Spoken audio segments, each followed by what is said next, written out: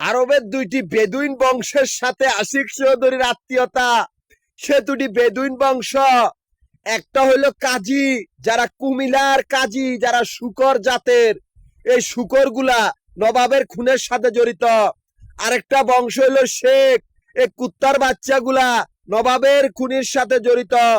Ashiq Chowdhury mafia don, তার উত্তরসূরি গুলা নবাবের খুনি। এই আশিক চৌধুরী আত্মীয় স্বজন গুলার মৃত্যু হবে নিকৃষ্ট ভাবে। এই কুত্তার বাচ্চার আত্মীয় স্বজন গুলার ভিতরে আল রাজি আছে, ব্যানসন কোম্পানির মালিক আছে, হামদদের মালিক আছে, এয়ারটেলের মালিক আছে, আকিজউদ্দিন আছে, আবুল খায়ের আছে। এই কুত্তার বাচ্চাগুলা সবটি বন্দি কুত্তা মারার খাঁচার ভিতরে।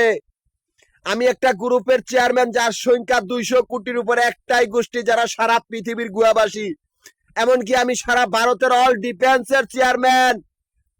আমার বাহিনী নবাবপুরের থেকে কাশ্মীর পর্যন্ত 10 কোটি মঙ্গল উপজাতি। কোথায় পালাবি আশিকের খাঙ্কিন্নের বোধ, বেদুইনের বাচ্চাগুলা। শেখ বংশেরও খবর আছে, কুমিল্লার শুকর বংশেরও খবর আছে। কুত্তার বাচ্চাগুলা মানুষের খুন করে মানুষের ব্যবসা দখল করবি, একটা পালাইয়া বাঁচতে পারবি না।